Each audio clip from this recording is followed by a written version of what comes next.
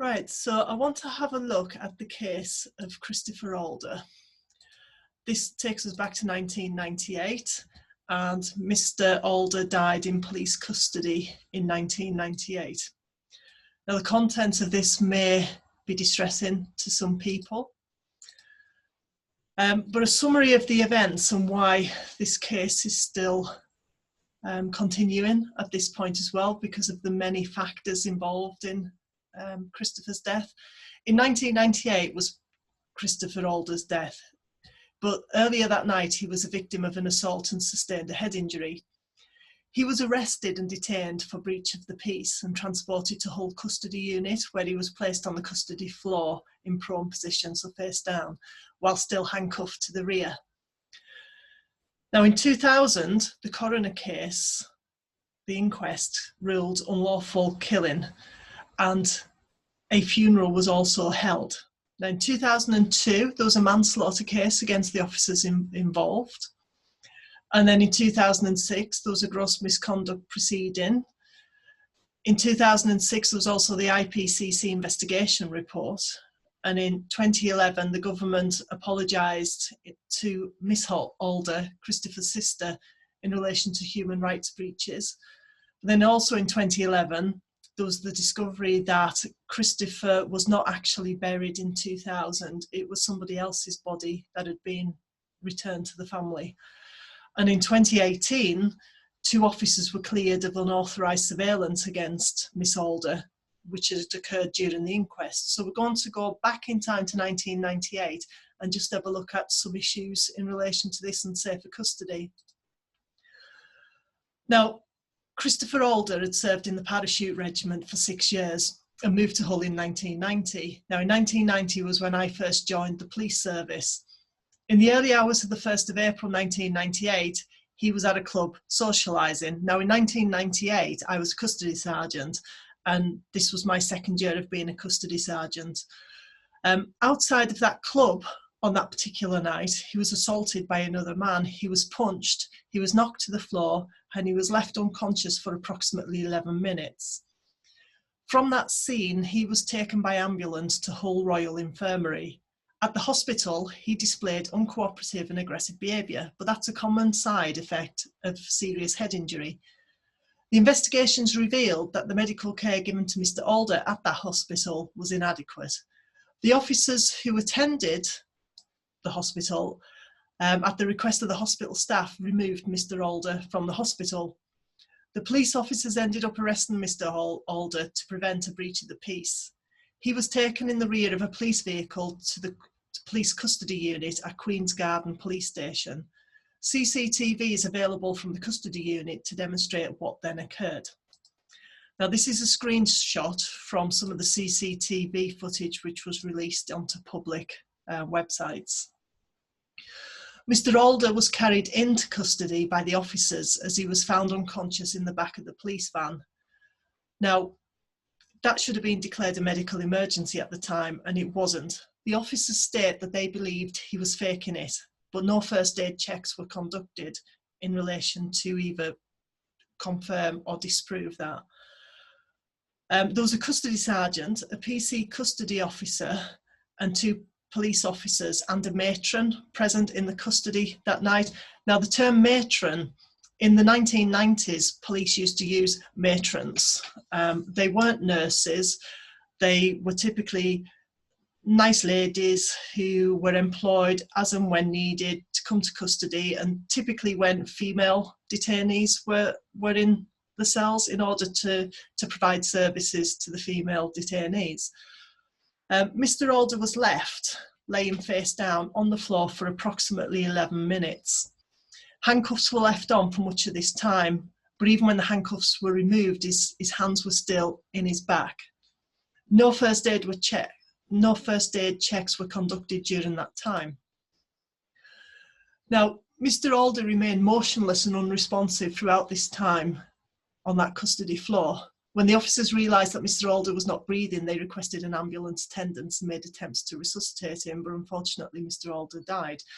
Now, I mentioned that in 1998, I was 2 years into being a custody sergeant, and custody between 1998 and now has changed dramatically over those years.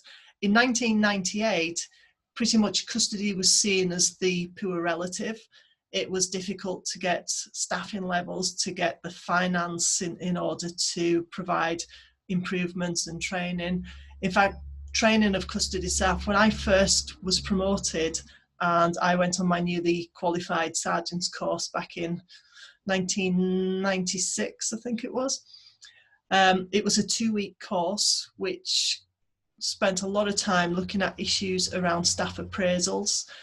There was very little emphasis in relation to custody, and what was taught on custody was more about the codes of practice rather than the medical emergency and care of detainees. When Christopher Alder died, this was the case that was the catalyst for my career then in safer custody, because my thought at that time was that this could have occurred in many custody units because of lack of staffing, lack of training. And that then was the motivation for me to learn more about preventing deaths in custody and to continue my quest to then eventually end up training officers in relation to custody, writing custody courses all about preventing death. Now, if we look what came from this case and some of the legal aspects in relation to the criminal liability and the criminal justice side, initially the man who assaulted Mr. Alder was arrested for his murder. This was later to become a charge of GBH, which is grievous bodily harm. The pathologist concluded that the assault punch had not killed Mr. Alder. Criticism came of the initial investigative strategy, with forensic evidence being lost. They lost the forensic evidence in relation to the likes of Mr. Alder's clothing, the actual custody scene, and the officer's clothes. There were failures in the family liaison strategy in relation to the family liaison strategy with the family of Mr. Alder. The majority of experts used on the case agreed that positional asphyxia was caused by the position Mr. Alder was placed and left in. The IPCC investigation report concluded that Mr. Alder was denied the chance of life in the custody unit that date. The inquest commenced in July of 2000 and lasted for 33 days.